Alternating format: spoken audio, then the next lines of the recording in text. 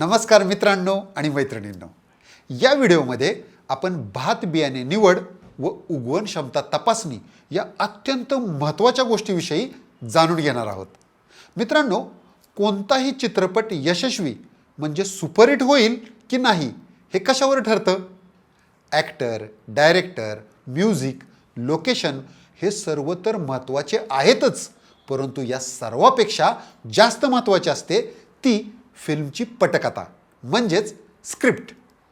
Script चांगले असेल तर पिक्चर सुपरहिट होण्याचे चान्सेस वाढतात. आता यशस्वी फिल्म हे जर आपलं पीक मानलं तर त्याची स्क्रिप्ट म्हणजेच बियाणं. जसं फिल्म यशस्वी होण्यासाठी स्क्रिप्ट महत्त्वाचं असतं, त्याचप्रमाणे कोणतंही पीक चांगलं येण्यासाठी बियाण्याची योग्य निवड अत्यंत महत्त्वाची असते. तुम्ही वेळेवर पाणी दिलं, खते दिली, कीड नियंत्रणही केलं, तण नियंत्रणही केलं, पण बियाणंच जर चांगलं नसेल तर पीक चांगले येईल का? नाही. पण जर बियाणं दर्जेदार असेल आणि त्यासोबतच खते, औषधे व तण नियंत्रणही उत्तम केलं तर मात्र पीक यशस्वी होण्याची शक्यता वाढते. चला तर बियाण्याचं महत्त्व लक्षात आलं. आता भात या पिकाचा विचार करता तुम्हाला माहितीच आहे की भाताच्या एक दोन नाही तर शेकडो वेगवेगळ्या व्हरायटी म्हणजेच वाण असतात. बासमती आहे, कोलम आहे, इंद्रायणी आहे, इत्यादी इत्यादी. यादी खूपच मोठी आहे. आता यातली कुठली व्हरायटी म्हणजेच वाण निवडावा याचा निर्णय घेताना तुमची भौगोलिक परिस्थिती, तुम्हाला उपलब्ध असलेलं मार्केट, तिथली मागणी, लागणारा खर्च या सर्व बाबी नीट लक्षात घेऊन मार्केटचा नीट अभ्यास करून सोविवेकाने निर्णय घ्यावा. एकदा का वाण निवडून झाला की मग वळायचं बियाण्याच्या निवडीकडे. बियाणे निवड कशी करावी? बियाणे खरेदी करायचं म्हटलं की आपल्या सर्वांच्या समोर पहिला प्रश्न उभा राहतो, तो म्हणजे नक्की कोणतं बियाणं वापरावं, घरचं की बाजारातलं. तुमच्याकडे जर घरचं बियाणं असेल तर त्याच्या वापरालाच प्राधान्य द्यावं. परंतु लक्षात घ्या, हे घरचे बियाणे दर्जेदार असले पाहिजे. बियाणे दर्जेदार आहे की नाही हे कसं ठरवायचं? सोपं आहे. मागच्या वर्षी तुमच्या शेतातलं भाताचं पीक चांगलं आलं असेल, कीड अथवा रोगाचा प्रादुर्भाव जास्त प्रमाणात झालेला नसेल आणि याच पिकामधून निवडून तुम्ही काही बियाणे नीट जपून ठेवले असेल तर हे बियाणे दर्जेदार आहे असे मानायला हरकत नाही. हे घरचं बियाणं तुम्ही नक्कीच वापरू शकता. इथे एक काळजी मात्र नक्की घ्यावी. काय असतं, आपल्या घरच्या बियाण्यामध्ये खडे, कचरा, फुटकं बियाणं असू शकतात. बियाण्यातून हा सर्व कचरा, खडे, फुटके दाणे बाजूला काढूनच बियाणं वापरावं. घरचे बियाणे नसल्यास कोणते बियाणे विकत घ्यावे? कृषी सेवा केंद्रातून बियाणे खरेदी करायचं म्हटलं की आपल्या सर्वांच्या समोर अनेक प्रश्न उभे राहतात.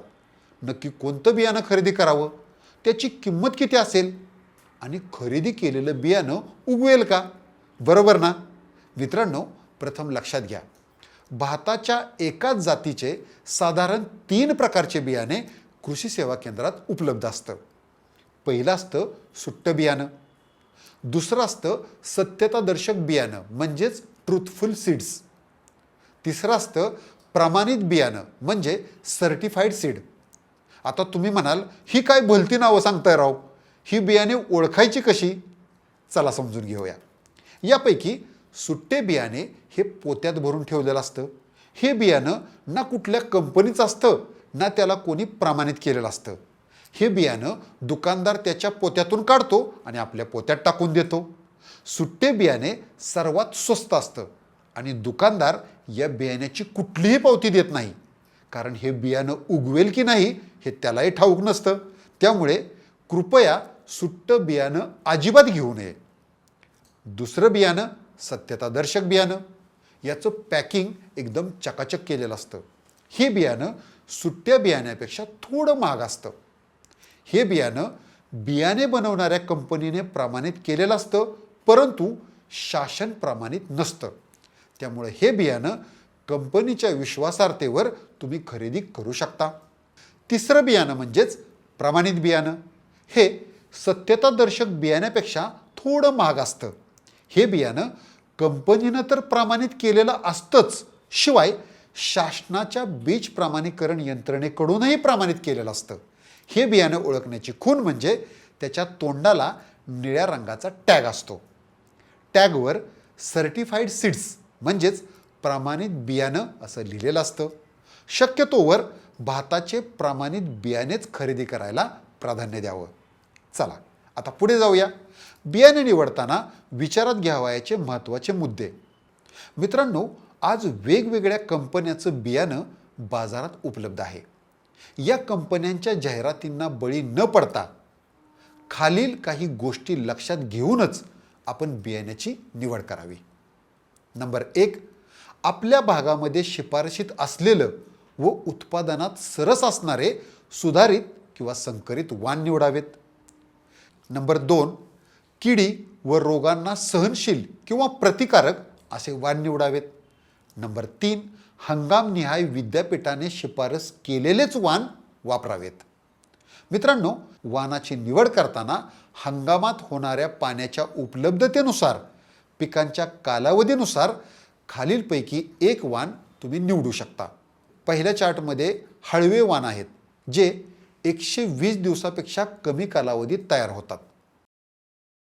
दुसरे आहेत निमगर्वे वाण, जे 120 ते 140 दिवसात तयार होतात. तिसरे आहेत गरवे वाण, हे 140 दिवसापेक्षा जास्त कालावधीत तयार होतात. त्याच्यानंतर आपण पाहतोय सुवासिक वाण, हे सुद्धा 140 दिवसापेक्षा कमी कालावधीत तयार होतात. पुढचे आहेत पेर भातासाठीचे सुधारित वाण. हे वाण सुद्धा 120 दिवसापेक्षा कमी कालावधीत तयार होतात.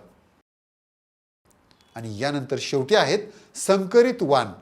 अधिक उत्पादनासाठी संकरित वाणांचाही वापर तुम्ही करू शकता. थोडक्यात काय, तर वाणाची निवड करताना फक्त उत्तम उत्पादकतेकडेच लक्ष न देता असे वाण निवडावेत ज्याची उत्पादकता तर चांगली असेलच, शिवाय ज्याची कीड व रोगप्रतिकारक क्षमताही उत्तम असेल. पिकाचा कालावधी तुमच्या सोयीचा असेल, पाण्याची उपलब्धता तुमच्या स्थानिक परिस्थितीशी जुळणारी असेल, धान्याची गुणवत्ता सुद्धा उत्तम असेल. हे सर्व गुणधर्म लक्षात घेऊनच वाणांची निवड करावी. आणखी एका गोष्टीची नोंद घ्या. जर तुम्ही प्रमाणित केलेलं सुधारित बियाणं खरेदी केलं असेल, तर पीक आल्यावर त्यातल्या चांगल्या बिया निवडून पुढील वर्षासाठी वापरायला तुम्ही जपून ठेवू शकता. अशा प्रकारे पुढील 3 वर्ष हे बियाणं त्याची उगवण क्षमता तपासून तुम्ही वापरू शकता. परंतु तुमच्या स्थानिक परिस्थितीनुसार तुम्ही खरेदी केलेलं बियाणं हे जर संकरित असेल, तर मात्र पुढच्या हंगामात तुम्हाला नवीन बियाणे विकत घ्यावे लागेल. कारण संकरित बियाणं हे फक्त एकदाच वापरता येतं. आलं लक्षात? बियाणे खरेदी करताना व वापरताना घ्यावयाची काळजी. बियाणे खरेदी करताना दुकानदाराकडून सही शिक्क्यासह पक्की पावती घ्यावी. बियाण्याची साठवणूक ही कोरड्या जागेवर, सावलीत, मुंग्या, सोंडी किडे, उंदीर व इतर किडे नसणाऱ्या ठिकाणी करावी. पेरणीच्या वेळी पिशवी फोडताना ती खालून किंवा कोणत्याही एका कोपऱ्यातून फोडावी. ही पिशवी आणि पावती बियाणं उगवेपर्यंत नीट जपून ठेवावी. कारण भविष्यात बियाणे उगवले नाही तर ही पावती व पिशवी या पुराव्यांच्या आधारे तुम्ही भरपाई मागण्यासाठी योग्य ते प्रयत्न करू शकता. चला, बियाण्याची निवड तर झाली. आता ते उगवेल की नाही हे कसं कळणार? त्यासाठी आपल्याला उगवण क्षमता चाचणी करावी लागेल. उगवण क्षमता म्हणजे काय? तुम्ही बाजारातून विकत आणलेल्या भाताच्या पिशवीवर त्या बियाण्याची उगवण क्षमता लिहिलेली असते. उदाहरणादाखल बघा, या बियाण्याची उगवण क्षमता आहे 80%. याचा अर्थ या पिशवीतील किमान 80% बियाणे उगवले पाहिजे. पण आपल्याला या 80%ची खात्री स्वतः करायची आहे. मी हे का सांगतोय? आपण डोळे झाकून या छापलेल्या उगवण क्षमतेवर विश्वास का ठेवू नये? काय असतं मित्रांनो, बाजारातून आणलेलं बियाणं जर उगवलं नाही तर आपला खतावरचा खर्च, मनुष्यबळावरचा खर्च वाया जातो. कधीकधी आपल्यावर दुबार पेरणी करण्याची वेळ येते. क्वचित प्रसंगी तर एक हंगामही वाया जातो. अशी परिस्थिती आपल्यावर उद्भवू नये म्हणून बियाणं घरचं असो किंवा विकतचं, प्रत्येक शेतकऱ्याने बियाण्याची उगवण क्षमता ही तपासलीच पाहिजे. आता समजा तुम्ही गटाने शेती करताय आणि जर गटाने एकाच कंपनीकडून एकाच वाणाचे बियाणे घेतले असेल तर प्रत्येक शेतकऱ्याने बियाण्याची उगवण क्षमता तपासावी का? अशा वेळी प्रत्येकानेच उगवण क्षमता तपासली तर उत्तमच, पण कमीत कमी 2 ते 3 बॅगमधील बियाण्याची उगवण क्षमता प्रातिनिधिक स्वरूपात तपासावी. पण जर गटातील शेतकऱ्यांनी वेगवेगळ्या वाणाचे वेगवेगळे बियाणे घेतले असेल, अशा परिस्थितीत सर्वांनी उगवण क्षमता तपासणी केली म्हणजे केलीच पाहिजे. आता ही उगवण क्षमता तपासायची कशी? चला आवश्यक साहित्य पाहूया. नंबर 1, गोणपाट. जर तुमच्याकडे गोणपाट उपलब्ध नसेल तर तुम्ही आपल्या घरगुती वापराचा सुती टॉवेल याच्यातही या भात बियाण्याची उगवण क्षमता तपासू शकता. नंबर 2, बादली व पाणी. नंबर 3, सुतळी. नंबर 4, छोटे घमेले किंवा प्लेट. दाखवल्याप्रमाणे आता पेरावयाच्या बियाण्याच्या बॅगमधील प्रातिनिधिक स्वरूपाच्या अशा कुठल्याही म्हणजे ज्या हाताला लागतील अशा वरच्या भागातील, मधल्या भागातील व खालच्या भागातील काही बिया मुठीत घेऊन त्या छोट्या गमेल्यात टाका. त्या सर्व बिया चांगल्या मिक्स करून घ्या. त्यानंतर एक गोणपाट ओलं करून घ्या.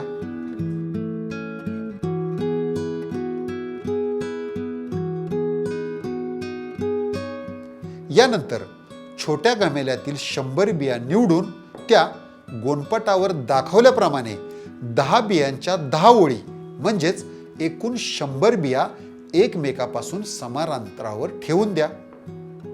लक्षात ठेवा, कोणत्याही परिस्थितीत पिशवीतील बियाणं हे निवडून म्हणजे मोठं बियाणं शोधून त्याची निवड करू नका.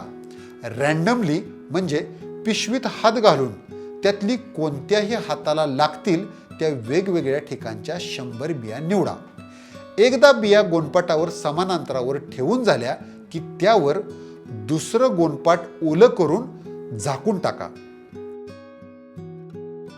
त्यानंतर आपण चटईची जशी गुंडाळी करतो तशी हलक्या हाताने गोणपाटाची गुंडाळी करून घ्या.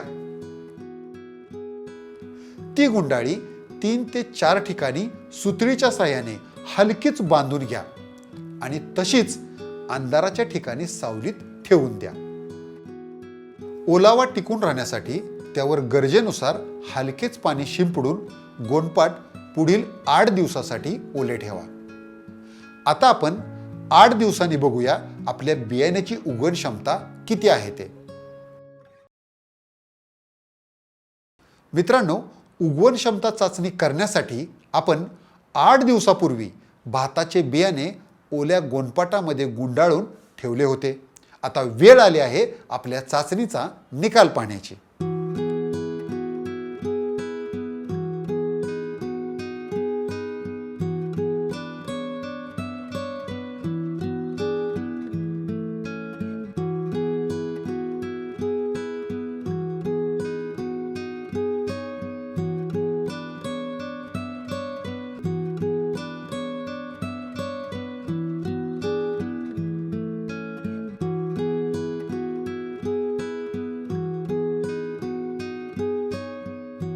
अरे वा, किती छान कोंब आलेले आहेत. की याच्यामध्ये आपण 100 बिया ठेवल्या होत्या, त्याच्यापैकी 93 बियांना अतिशय चांगले असे कोंब आलेले आहेत आणि उर्वरित 7 बियांना बिलकुल कोंब आलेले नाहीत. म्हणजेच आपल्या बियाण्याची उगवण क्षमता झाली 93%. आता तुम्ही सुद्धा ही गुंडाळी उघडून कोंब आलेले दाणे वेगळे करा व ते मोजा. किती दाण्यांना चांगले कोंब आलेले आहेत ते तपासा. म्हणजे 100 पैकी जर 70 दाण्यांना कोंब आले असतील तर बियाण्याची उगवण क्षमता झाली 70%. आणि जर 100 पैकी 80 दाण्यांना चांगले कोंब आले असतील तर बियाण्याची उगवण क्षमता किती? बरोबर, 80%. लक्षात घ्या, 80% किंवा त्यापेक्षा जास्त बियांना चांगले कोंब आले असतील तर आपल्या बियाण्याची उगवण क्षमता ही एकदम चांगली आहे. बियाण्याची उगवण क्षमता 70 ते 80% असल्यास रोपवाटिकेत टाकायच्या बियाण्याचं प्रमाण त्या पटीत वाढवावं, म्हणजेच एकरी 1.5 ते 2 किलोने वाढवावं. परंतु जर उगवण क्षमता 70% पेक्षा कमी असेल तर असे बियाणे पेरणीसाठी किंवा पुनर्लागवडीसाठी वापरू नये. आता आपल्या काही शेतकऱ्यांना असा प्रश्न पडू शकतो की आम्ही खरेदी केलेल्या बियाण्याची उगवण क्षमता 70% पेक्षा कमी आली, मग हे पेरू तर शकत नाही, मग आम्ही केलेल्या खर्चाचं काय? तर या परिस्थितीत बियाण्याची उगवण क्षमता 70% पेक्षा कमी असल्यास ते बियाणं पिशवी व पावतीसह दुकानदाराला परत देऊन बियाणं बदलून घ्यावं. लक्षात घ्या, बियाण्याची उगवण क्षमता 70% पेक्षा कमी असल्यास सदरचं बियाणं बदलून देणं हे त्या दुकानदाराला कायदेशीररित्या बंधनकारक आहे. दुकानदार बियाणे बदलून देत नसल्यास आपल्या नजीकच्या तालुका कृषी अधिकारी कार्यालयाशी संपर्क करावा. संबंधित कृषी अधिकारी या प्रक्रियेमध्ये आपल्याला नक्कीच मदत करतील. आलं लक्षात? आणि हो, बदलून घेतलेल्या बियाण्याची उगवण क्षमता तपासलीच पाहिजे. लक्षात ठेवा, उगवण क्षमता तपासणी करण्यासाठी बियाणं हे पेरणीच्या आधी किमान 10 ते 15 दिवस खरेदी करणं गरजेचं आहे. मित्रांनो, आपल्या पिकाला सुपरहिट करायचं असेल तर मग लक्षात ठेवा, उगवण क्षमता चाचणी नाही तर पेरणीही नाही. तर मंडळी, या व्हिडिओमध्ये भात बियाणे निवड आणि उगवण क्षमता चाचणीबद्दल आपण सविस्तर माहिती घेतली. आता बियाणे निवडीबाबत तुम्ही दक्ष राहाल, तसेच उगवण क्षमता चाचणी नक्की कराल अशी आम्हाला खात्री आहे. यासोबतच पेरणीआधी बियाण्याची बीज प्रक्रिया करणे ही अत्यंत आवश्यक असते. भाताची बीज प्रक्रिया कशी करावी या विषयावर आम्ही एक स्वतंत्र फिल्म बनवली आहे, ती नक्की पहा. चला तर, सर्वांना सुपर हिट पिकासाठी सुपर शुभेच्छा.